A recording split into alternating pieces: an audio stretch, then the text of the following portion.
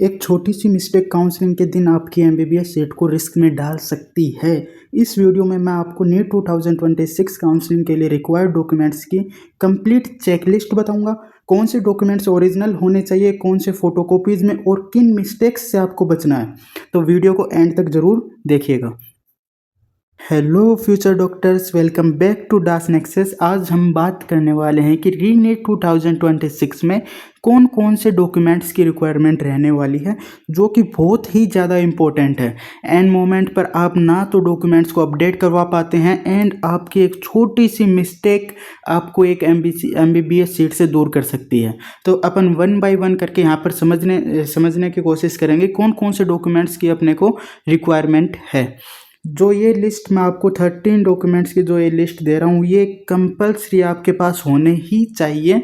अपन सबसे पहले बात करें तो सबसे फर्स्ट डॉक्यूमेंट है नीट एडमिट कार्ड, जो कि आपके पास ऑलरेडी डाउनलोड है। उसकी 2 कॉपी आपके पास होनी चाहिए, कम से कम 2 copies of NEET admit card. And next NEET score card, जो कि आपका भी 5 से 10 दिन में रिजल्ट आ जाएगा, तो उसमें जो नीट स्कोर कार्ड रहेगा उसकी 2 कॉपीज आपके पास होनी चाहिए।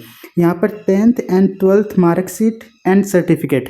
मार्कशीट ये जो स्टेट में मिलता है, वो सर्टिफिकेट सीबीएसई बोर्ड वालों को मिलता है। तो जो जिनके पास मार्कशीट है वो पैनिक ना करे कि हमारे पास सर्टिफिकेट नहीं है। ये क्या होता है, ये कुछ अलग से नहीं होता, ये सीबीएसई बोर्ड वालों को सर्टिफिकेट मिलता है। यहाँ पर 10th की बात करें तो 10th की जो मार्कशीट होती है वो आपकी डीओबी के लिए रिक्वायरमेंट होती है, इसकी डीओबी को कंफर्म करने के लिए। तो ये आपके पास होनी चाहिए। 8 पासपोर्ट कार्ड साइज फ़ोटोज़ आपके पास होनी चाहिए। आईडी प्रूफ के लिए आपके पास आधार, पैन, या मैं यहाँ पे लिख देता हूँ आधार, पैन या पासपोर्ट आपके पास होना चाहिए। इनमें से कोई भी एक आईडी प्रूफ आपके पास होना चाहिए। नेक्स्ट अपन बात करें कैटेगरी सर्टिफिकेट।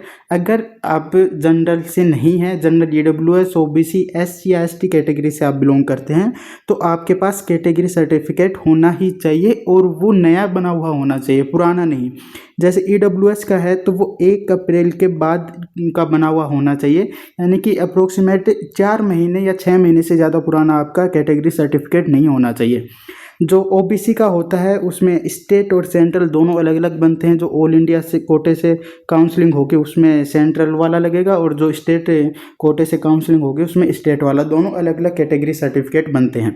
उसके बाद अगर आप पीडब्ल्यूडी, ऑल्सो पीडब्ल्यूडी अगर है तो ये भी सर्टिफिकेट, पीडब्ल्यूडी सर्टिफिकेट आपके पास होना चाहिए। नेक्स्ट अपन बात करें तो ट्रांसफ़र सर्टिफिकेट या माइग्रेशन सर्टिफिकेट। आपने जस्ट इससे पहले जहाँ से 12th की थी वहाँ से आपको अपनी टीसी और माइग्रेशन सर्टिफिकेट दोनों मिले होंगे, तो वो आपके पास होने चाहिए।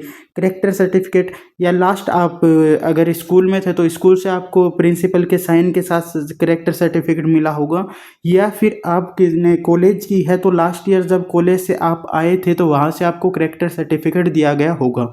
तो ये दोनों आपको इन दोनों की रिक्वायरमेंट रहेगी। अगर आपने 12th के बाद 2-3 साल का ड्रॉप लिया है और उसमें कुछ भी नहीं किया है, तो आपको गैप सर्टिफिकेट चाहिए होता है यहाँ पर, कि मैंने इन 2-3 साल में बीच में कुछ भी नहीं किया, उसके लिए रिक्वायरमेंट होती है गैप सर्टिफिकेट की। तो ये आप बनवा लेना। इसका परफॉर्मा भी जल्द ही अपन टेलीग्राम चैनल पर डाल देंगे, उस पर आप ये कर लेना। उसके बाद स्टेट काउंसलिंग के लिए डोमिसाइल सर्टिफिकेट की ज़रूरत होती है।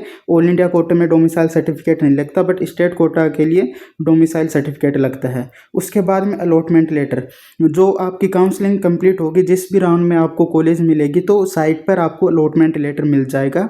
उसकी आपको 2 से 3 कॉपी रखनी है।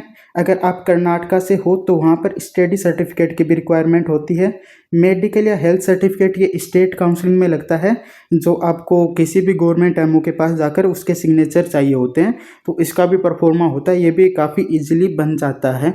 ये डॉक्यूमेंट्स कम से कम, ये डॉक्यूमेंट्स आपके पास होने चाहिए इन ओरिजिनल, एंड कम से कम 2 फोटोकॉपीज ऑफ ईच।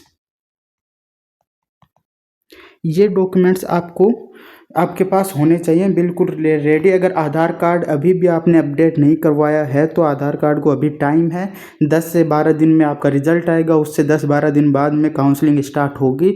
तो तब तक आप अपना आधार कार्ड अपडेट करवा सकते हैं। इनमें से कोई भी चीज़ आपके पास नहीं है, किसी में भी कोई भी मिस्टेक है तो उसको सही करवा लें, क्योंकि एंड टाइम पर अगर कुछ भी आप करवाओगे पैनिक कर जाओगे और कहीं ना कहीं इनमें से किसी भी कारण के कारण अगर आपकी MBBS सीट कहीं ना कहीं स्कैप हो जाती है तो वो बहुत ही ज़्यादा रिग्रेट होता है और उसमें कुछ नहीं कर सकते।